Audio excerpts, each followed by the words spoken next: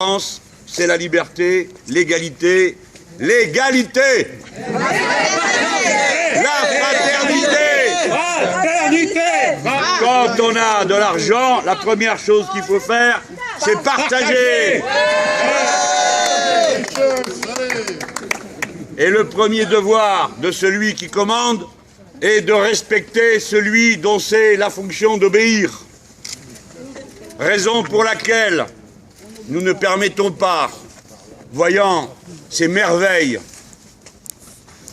cette manifestation parmi d'autres du génie humain, ces beaux objets derrière lesquels il y a tant de travail, tant d'intelligence, que sont ces bateaux, que cette intelligence, ce savoir-faire, soit dispersé dans des consommations ostentatoires qui sont une offense au bon sens et un attentat souvent contre la nature.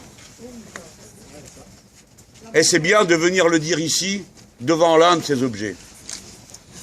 Et qu'on pense en même temps à tous ceux qu'ils utilisent, eux, comme des objets, c'est-à-dire aussi les êtres humains, qui doivent se mettre à leur service et qui sont souvent traités comme des esclaves.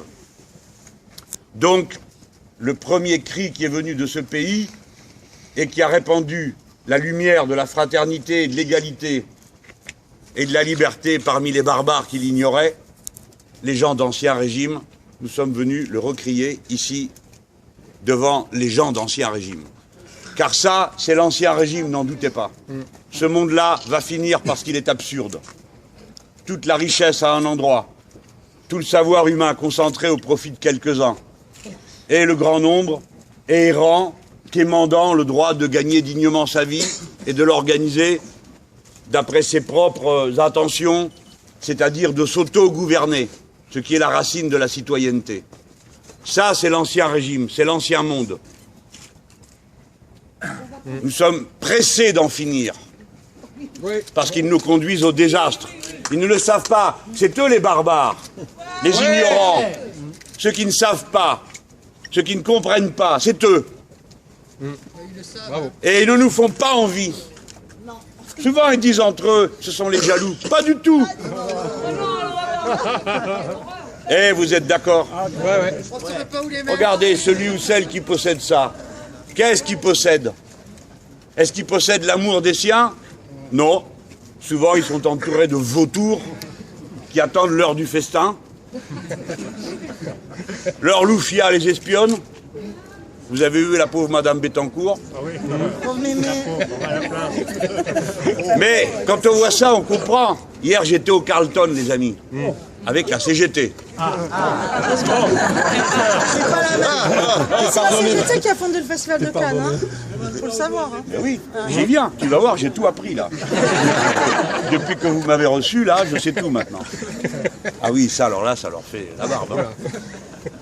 Donc on était à la CGT, avec la CGT du Carlton, alors j'allais, je venais là-dedans. Évidemment, qu'est-ce que c'est le Carlton? Rien, absolument rien. Des murs, une marque, et tout le reste c'est du travail humain. Du savoir-faire, de l'intelligence. Vous croisez un type ou une fille, bon alors il fait le room service, ou il nettoie la chambre, mais il parle 2 langues. Il parle 3 langues. Faites pas les malins, vous parlez combien de langues, vous? Hein? Ouais, et encore, je regarde pas l'orthographe. Il nous rabaisse là. Eh bien, tiens, par rapport à un employé du Carlton, c'est pas à la mesure de tout le monde. Hein. Bah, tu saurais le faire, toi? Il me critique, lui. Ah non, moi je rien dit, moi. On a cherché la fermeture, tu l'as trouvé. Bon, c'était ça, vous voyez. Et je regardais ça, bon, il y avait un monde fou dans ce hall, hein. Et je me disais, au fond, je comprends qu'ils aient tellement peur de nous. Je dis nous, hein, je m'assimile, moi je parle pas 3-4 langues comme un employé du Carlton. Voilà ce que je me disais. Je comprends que ça leur fasse peur d'être continuellement entourés de braves gens, mais qui savent exactement ce qu'ils veulent. Ils faisaient leur service et ils avaient le badge pour défendre leur outil de travail, le Carlton. Et oui, c'est un outil de travail, c'est un bel hôtel. Tiens, le voilà. Au début, je croyais que c'était pour défendre le mandat Rome. Parce que... le gars, il vient vers moi avec ça, je lui dis non, ça ne m'intéresse pas. C'est important de voir ça. C'est le travail humain, les salariés, les travailleurs qui font tout. Il n'y a pas de réalité en dehors du travail. Il n'y a pas de réalité. Rien n'existe en dehors du travail. Ouais, c'est vrai. Bravo. C'est la splendeur de la condition humaine, c'est d'être capable de faire tout ça. C'est ça qui nous fait grand. Bon, j'en étais au Carlton. Ouais. Oui. Et la CGT. Ah, tu suis, toi, c'est bien. Vous suivez au fond, là-bas? Vous avez des bonnes oreilles, hein? On a enregistré. Voilà. Donc on vient là, puis elle me dit, tu devrais venir là. Parce que vous nous connaissez, nous, comme on est. Hein. Dès que je dis que je vais à Cannes, ça commence. Et qu'est-ce qu'il va faire à Cannes? Et, bon, et pourquoi il va à Cannes? Mais les camarades ne réfléchissent pas assez, ne s'informent pas assez. C'est pourquoi partout où je vais et où on va, nous tous, il faut faire un travail permanent d'éducation populaire pour élever le niveau de conscience politique et de compréhension. Cannes nous appartient. Nous appartient. Tout à fait. Pour plusieurs raisons. La première, c'est qu'à Cannes, comme partout ailleurs, y compris pour faire des paillettes et des strass, on n'est pas obligé non plus de faire tout triste. Enfin, quand même, à la fin, on n'est pas à la gauche qui peint en noir ce qui est noir. La beauté, les belles histoires, c'est pour nous, quoi. Surtout les choses qu'on peut partager le plus facilement. L'amour, la fraternité, la beauté. La beauté, pour l'instant, ça reste gratuit, à peu près. Hein. Ne rigolez pas, ça ne durera pas. Hein. Eh ben, ça dépend des endroits en plus. Hein. Oui, oui. Mais partout en général. Tu sais, tu vois bien qui c'est qui vit dans les quartiers moches et qui c'est qui vit dans les beaux quartiers. Donc la beauté, ça s'organise. Bon, donc, Cannes, ça a été créé par les camarades de la CGT, le festival. Hein. Je ne sais pas, il y en a beaucoup d'entre vous qui doivent le savoir, mais comme on enregistre, j'en profite pour faire la culture des autres. Ça a été, à la Libération, s'est tenu le premier festival de Cannes, organisé par la CGT, le Parti communiste, le Parti socialiste et les groupes de résistants. À l'époque, le Parti socialiste, ici, c'est combat, c'est les groupes de résistants. Les camarades avaient fait le festival parce qu'ils avaient eu l'idée déjà de le faire en 1938. Ils voulaient faire un festival du film pour l'opposer au festival du film des fascistes, la Mostra de Venise. Et donc, nous, on allait montrer le cinéma qui parlait des nôtres, de la beauté du travail, de l'engagement, etc. Le premier film qui a obtenu la palme, c'est La Bête humaine. Vous voyez? Donc, camarades, moi, je suis venu dans le rôle qu'est le mien pour l'instant, parce que c'est moi qui fais ça pour l'instant, ayant été le représentant de toutes nos équipes. Hein. Je suis venu remettre le drapeau rouge à sa place. Nous allons aussi reprendre ce terrain-là. Nous allons récupérer tout ce qui est de notre histoire, de la beauté que nous sommes capables d'engendrer, voilà, partout. Alors je suis allé là-bas au festival Vision Sociale. Alors je vous recommande d'y aller, hein. C'est là-haut, au Château des Mineurs. D'abord j'écris... Oui, ah ben, tu parles qu'il est beau. C'est clair, hein. Les riches ont dû faire tout pour essayer d'avoir ce château. C'est pas fini, hein. Vous connaissez l'histoire, hein? Vous la connaissez tous? Qui c'est qui la connaît pas? Je la raconte. Et oui, il faut que vous ayez quelque chose à raconter en rentrant à la maison après. C'est les charbonnages de France qui possédaient ça. Et les camarades des mines du Nord-Pas-de-Calais. Et de la région que vous connaissez, du bassin minier, dans le Pas-de-Calais. Que ce sont les pauvres gens qui ont enduré le pire de tout. 2 fois les Allemands, dont une fois nazis.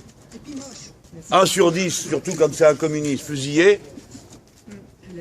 La silicose, l'amiante.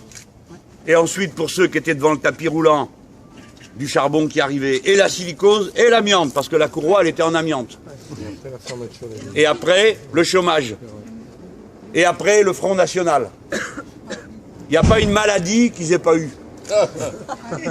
Les pauvres. Et à l'époque, le mouvement syndical, qui était, évidemment, c'était une question de survie, avait obtenu que le château, là-bas, qui est un château, c'est pas un vrai château, c'est un château reconstitué hein, dans les années, au début du XXe siècle, soit un lieu de villégiature pour les mineurs. Les mineurs traités comme des seigneurs. C'est un beau slogan. Ce sont les syndicalistes, le syndicaliste de la CGT, Delphos, qui avait trouvé ce slogan. Et donc, ils allaient en vacances là-bas. Et ils étaient traités comme des seigneurs. Pour la première fois, on les servait. Évidemment, c'était d'autres camarades. Hein. Et il y a plein de gens qui ont des souvenirs émerveillés d'avoir vu la beauté de ce paysage qu'il y a là. Hein. Voilà, c'est ça le château des mineurs. Donc j'avais mis le château des mineurs pour que la meute habituelle dise « Ah, Mélenchon, il va à Cannes et dans un château en plus !» Bon. Alors, ouais. Et alors vous avez la première rangée des benets, y compris dans nos rangs. « Ah, mais qu'est-ce qu'ils faisaient dans un château, mon Dieu ! Nous sommes trahis, quelle horreur !»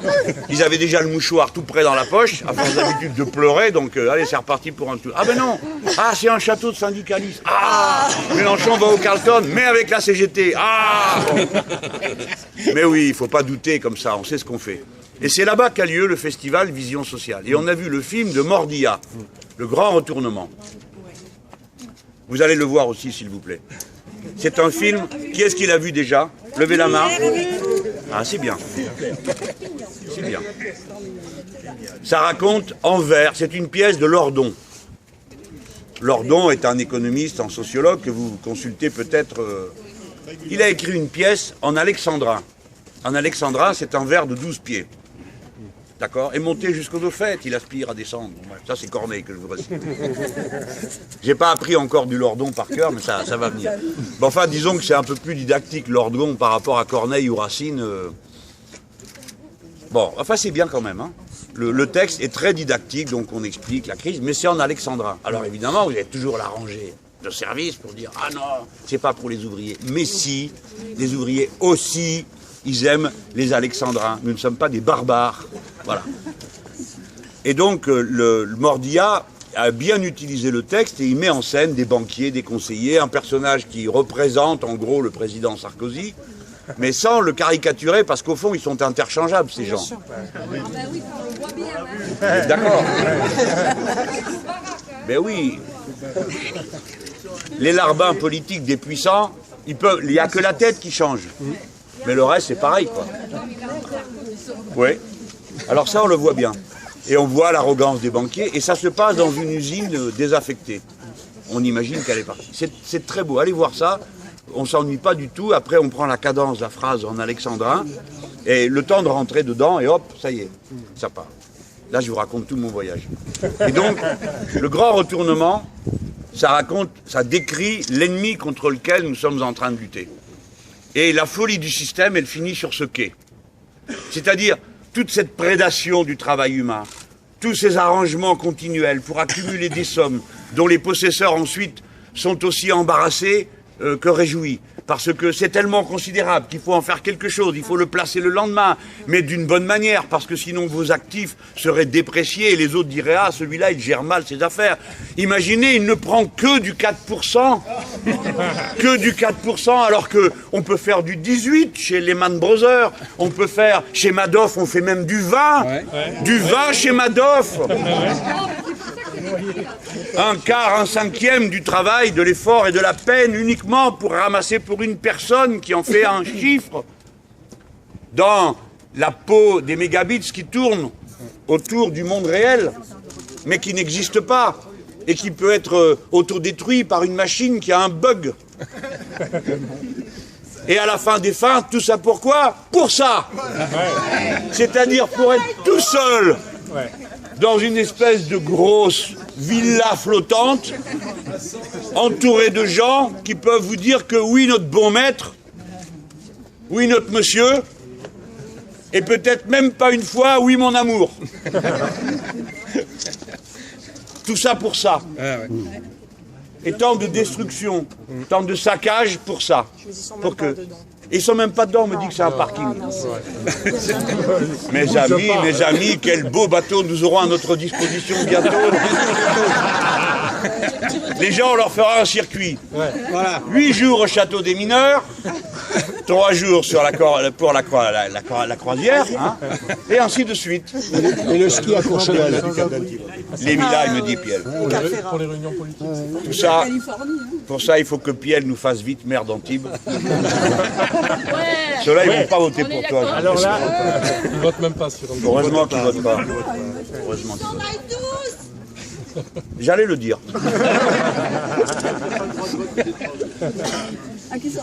Et voilà.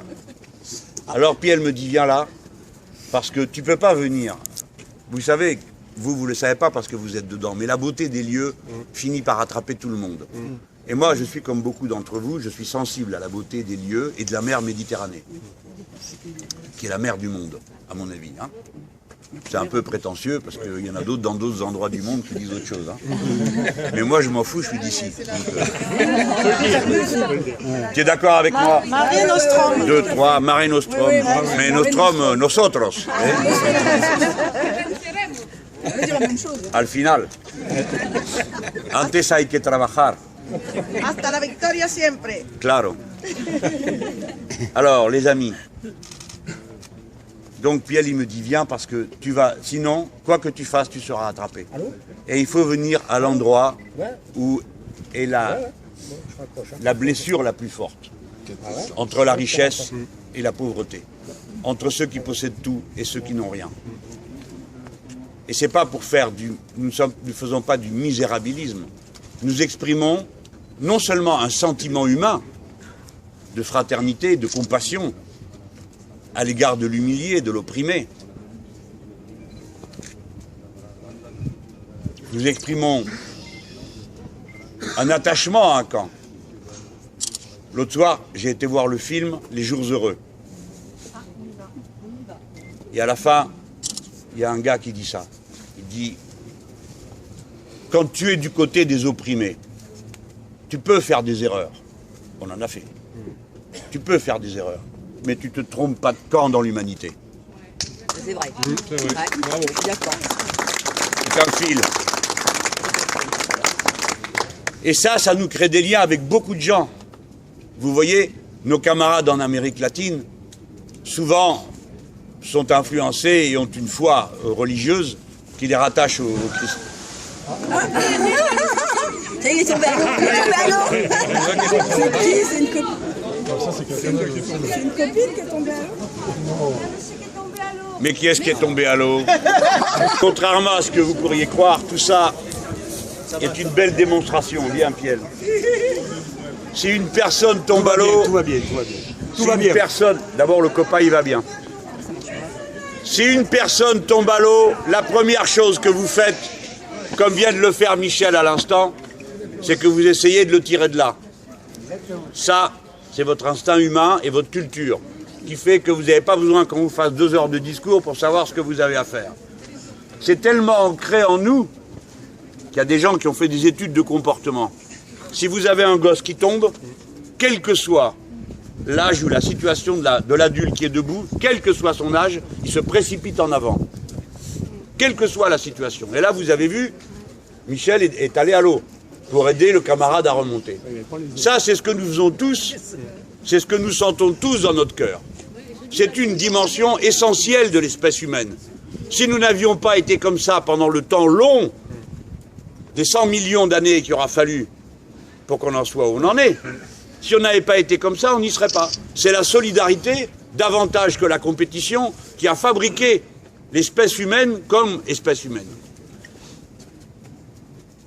Ce que nous disons en politique, c'est un prolongement raisonné, rationnel, organisé, méthodisé de ça, de ce qui est un acte seulement individuel, de l'un vers l'autre, pour en faire un acte de la société tout entière envers chacun. C'est ça, le système politique dont nous nous réclamons. Voilà ce qu'il faut comprendre. Ça, c'est de la philosophie politique, et on fait de la politique pour des raisons philosophiques. Il n'y a que les autres qui croient que c'est seulement la feuille de paye qui motive à devenir un rouge. Ou une rouge. Ou un rouge à ma manière, pour ceux que ça gêne. Hein, bon. Bleu, blanc, rouge avec beaucoup de rouge. Oui, il y a du vert aussi. À la fin, ça fait bizarre, mais bon, comme drapeau. Mais vous me comprenez. Ce qui est important à voir, c'est que eux, ils sont dans l'autre sens. Ils disent ce qui fera le bien de tous, c'est la compétition de chacun contre tous les autres. Et si chacun fait pour le mieux, tout ira mieux à la fin. C'est faux. Il n'existe pas un endroit où cette règle est fonctionnée autrement que pour quelques-uns qui, à la fin, se retrouvent tout seuls. Mais le pire de tout, là, le camarade, Michel, il est syndicaliste. Il n'y a pas de différence entre ce qu'il fait en donnant le coup de main au camarade qui est tombé dans l'eau, qui n'a pas regardé derrière lui, que ce qu'il fait dans son activité syndicale. Il est construit d'une seule pièce. Et nous, comme personnes humaines, nous devons nous efforcer de nous construire d'une seule pièce autour des valeurs auxquelles nous croyons en politique et que nous devons retrouver dans notre vie et l'organisation de notre quotidien. Voilà pourquoi c'est en quelque sorte, en pesant le mot, quasiment une religion civile que d'être du courant des Lumières. Alors maintenant, je vais finir pour vous dire pourquoi ces gens sont à ce point dangereux. C'est que non seulement, pour qu'ils puissent faire ça, il faut que les uns soient opprimés par les autres. Il faut qu'il y ait des pauvres pour qu'il y ait des riches. Je m'arrête encore un instant sur ce point. Pardon, hein, ami, je m'arrête sur ce point. Parce qu'il y a des camarades, je leur dis, ils me disent, ah, j'ai entendu ça une fois, il n'y a pas plus grosse bêtise. On me dit, ah ben moi ça m'ennuie pas qu'il y ait des riches, ce qui me gêne c'est qu'il y ait des pauvres. Mais non, il y a des pauvres. La première fois que j'ai entendu ça, il m'a fallu le temps de comprendre que la personne qui me parlait ne voyait pas le rapport qu'il y avait entre les riches et les pauvres. Et vous avez plein de gens qui croient qu'il n'y a pas de rapport entre les deux. Parce que dans leur tête, le poison est entré. Et ce poison, c'est que les pauvres sont responsables de leur pauvreté. Et que les riches sont les auteurs de leur succès. Et vous entendez continuellement dire ça. Ah ben il a pris des risques, c'est normal qu'il ait beaucoup d'argent. Mais moi, je me lève chaque matin, je prends des risques. Je dois descendre l'escalier. Chacun d'entre vous va au boulot, il prend des risques. 565 morts par an au travail, 117 par jour estropiés à vie. Qu'est-ce que c'est que cette histoire des risques qui devraient être récompensés? Le risque, il n'a pas à être récompensé. Il se satisfait de son succès. Regardez la plupart de ceux qui font bien leur travail. Ils sont contents de leur travail, mécontents de leur paye, mécontents de leur travail.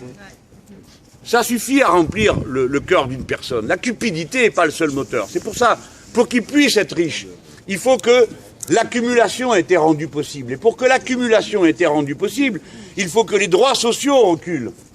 Et quand les droits sociaux reculent, tout le monde recule. Et au bout de la file, il y a le pauvre, c'est-à-dire celui sur lequel a reculé tout le mur, comme le camarade qui est tombé à l'eau. Et oui, et une fois qu'il est tombé, s'il n'y a pas une main pour le ramener sur le quai, il se noie.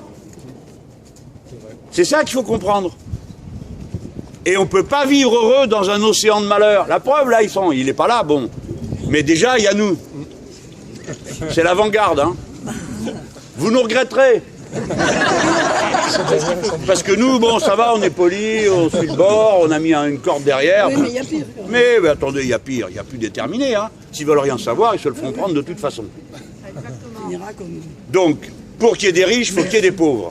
Et il faudra le répéter sans arrêt. Et c'est pas par hasard que le pays qui a jamais été aussi riche de son histoire est record d'Europe des millionnaires en dollars.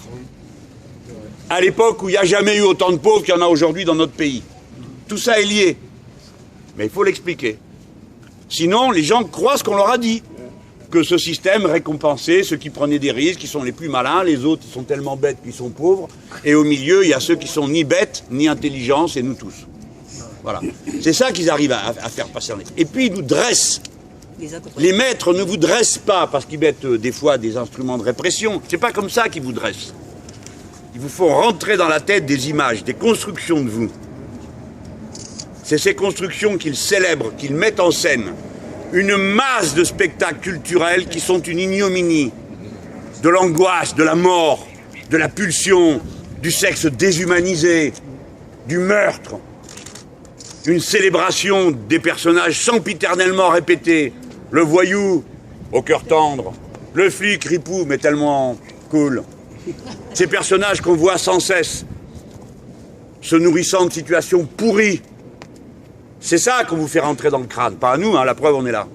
Mais c'est ça qui distille. C'est pas neutre, la production culturelle. Et la révolution citoyenne à laquelle nous aspirons, elle n'est pas seulement civile et politique, mes amis. Elle est culturelle. C'est dans les images. C'est dans la représentation du monde. C'est par là que ça commence. C'est par là que ça commence. Il faut faire sauter la vieille pyramide des préjugés, des images préfabriquées, qu'il faut rentrer dans nos têtes une vision de l'humanité. Et ça, c'est le rôle des plus avancés d'entre nous. Ceux qui sont humainement les plus perfectionnés, c'est-à-dire les poètes, les musiciens, les philosophes, les écrivains, ceux qui filment, tous ceux qui produisent, qui sont capables de produire une vision du monde reconstruite dans les normes de la beauté. Ceux-là sont les êtres humains les plus avancés. Ceux-là et personne d'autre. Pas eux. Ceux-là. Et puis ceux qui font vivre tout ça, le travail. Au premier festival de Cannes, organisé, je le répète, par la CGT, le Parti communiste et le Parti socialiste résistant, au dernier moment, il a fallu mettre un beau rideau rouge. Parce que tout le monde avait compris qu'il fallait que ça soit beau. Pas seulement un spectacle, mais beau. Une fois, j'étais au théâtre à Nicaragua, c'était le 10e anniversaire de la Révolution. On était un groupe de camarades.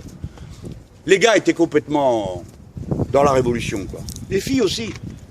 Mais il y en a une qui dit à l'autre, mais c'est ça le théâtre révolutionnaire? Elle lui dit, mais pourquoi c'est sale? Pourquoi le programme, c'est pas du beau papier?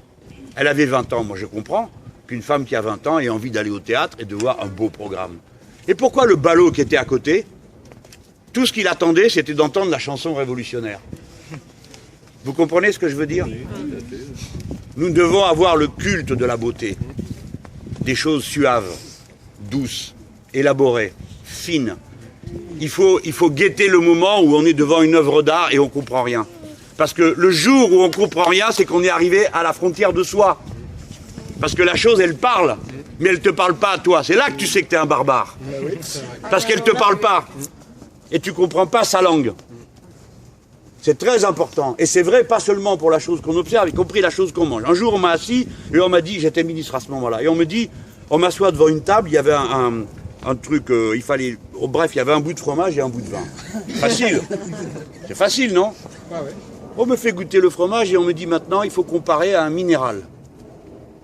Après, à un végétal. Après, il y en avait 5 roues. Et moi, avec ce foutu bout de fromage, j'étais incapable d'arriver à plus de 2 roues, quoi. Là, j'ai su que j'étais un barbare qui ne savait pas manger du fromage. On n'en finit jamais de se reconstruire, et on ne peut se reconstruire que sous le feu des belles idées, et c'est la beauté qui nous aide sans cesse à nous construire. L'harmonie, on va dire. Même si cette harmonie comporte des éléments de rupture et de disharmonie. Je ne vais pas faire un cours sur l'esthétique révolutionnaire, c'est pas le moment. Où j'étais? Toi, tu suis. Alors, avant que je fasse la digression, ah ben voilà, elle se rappelle. Voilà. Chavez, il parle 3 heures. Hein. Il parlait. Le théâtre. Il est assez simple. Voilà. Non, le théâtre. Merci, camarade. Nicaragua. Donc, non, on était sur le théâtre et les rideaux rouges. C'est donc les camarades de la CGT ont cherché qui était capable de régler ce problème. Et sont venus des ouvrières d'une entreprise de Toulon qui faisaient de la couture. C'est ça, camarades? On était de Cannes. Voilà. De Cannes. De Cannes. Et elles ont cousu, c'est lui qui me l'a raconté, elles ont cousu le rideau rouge à toute vitesse pour qu'il y ait un beau rideau rouge quand on allait commencer le festival. Voilà. Et alors, c'était quoi le rapport avant avec avant? Interro écrit. La beauté. La beauté. On était sur pourquoi les maîtres vous déforment. Oui. Leur manière d'être, les images de la culture, et après, il y a les comportements humains qu'ils génèrent et qu'ils nous obligent à avoir contre notre gré. Quand j'étais gamin, j'étais au Maroc. Je suis né là-bas, moi. Où ça, au Maroc? À Tanger, ami. Et en bas de chez moi, la rue dans laquelle j'habitais, ça s'appelait rue Molière. C'est un beau quartier. Et en bas, il y avait un pauvre homme. À l'époque, la syphilis faisait des ravages terribles. Et vous savez, la syphilis, c'est une maladie horrible, elle saute une génération. Et le suivant, il naît, il est malade, il ne le sait pas tout de suite. Et ce pauvre homme, il lui manquait, je crois, le nez et des doigts. Et il mendiait. Et mes parents nous confrontaient à la misère. Ils ne permettaient pas de passer. Non, ça c'est la syphilis que je te raconte. La lèpre, je la connais, c'est une horreur aussi. Mais souvent, ceux qui ont la syphilis sont aveugles ou des choses comme ça. Bref, cet homme souffrait et il mendiait. Et nos parents nous obligeaient à regarder en face la misère et à faire le petit geste. C'est très difficile d'apprendre à ses enfants que faire. Et maintenant, je viens sur le sujet qui m'occupe. Pourquoi les maîtres nous déforment? Parce que si vous pensez à votre gosse, vous essayez de l'élever dans des valeurs d'humanité et de fraternité. Et vous passez à côté de quelqu'un qui est couché par terre. Que vaut votre discours si vous ne faites rien? Et pourtant, nous ne faisons rien. Tous autant qu'on est. Parce qu'on ne peut pas aller ramasser chaque personne qu'il y a dans la rue. Il y en a trop. Et ils sont si mal en point qu'on ne saurait pas d'ailleurs comment se comporter. Mais voilà ce qu'ils font. Voilà où est leur pire crime. Leur pire crime, c'est qu'ils nous dressent à ne pas tendre la main secourable. Ils nous dressent à passer à côté de la misère. Des fois, nous faisons un geste parce que c'est plus fort que nous. Mais ils nous apprennent à passer à côté de la souffrance des autres sans y intervenir. Voilà leur pire crime, c'est de démonter le mécanisme le plus profond d'humanité qui est en nous, celui qui vient du fond des âges, et nous apprennent à le défaire, à nous dénaturer, déshumaniser, ce qui nous a construits comme êtres humains au fil du temps, dans la culture, dans l'histoire, dans la science, dans la politique, c'est-à-dire l'intelligence du rapport à l'autre, que l'on construit à travers le message, la poésie, la chanson, la chose qui va mettre en mots le sentiment, et puis la solidarité, et puis l'organisation de la cité. Des millénaires à approfondir cette idée et ce sentiment, réduit à néant par un dressage quotidien qui vous enseigne à faire le contraire. Passer à côté de celui qui souffre et ne rien faire. C'est pour ça qu'avec Piel, vous avez un type pas ordinaire. Écoutez-moi. J'en vois, moi, des gars, des filles. J'en vois des élus. Je ne porte pas de jugement.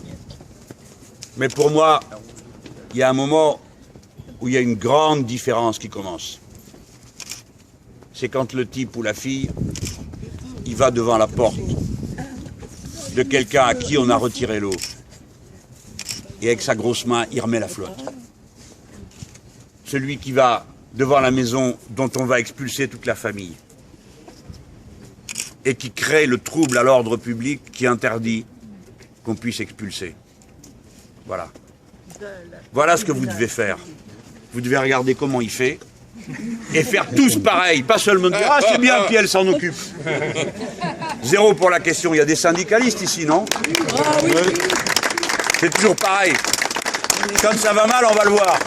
Mais le reste du temps, c'est dimanche, tu peux pas nous parler d'autre chose? C'est pas vrai? Eh ben oui. Voilà pourquoi vous devez aider. Alors, il y en a qui sont plus courageux que d'autres. C'est la vie, hein. Et puis, il vaut mieux se l'avouer que de faire le malin. Mais alors, si vous n'êtes pas aussi courageux, aidez les courageux. C'est ça qu'il faut dire aux gens. On te comprend, on te demande pas de sauter à l'eau comme Michel. Parce que dites donc, il n'y en a qu'un qui a sauté, hein.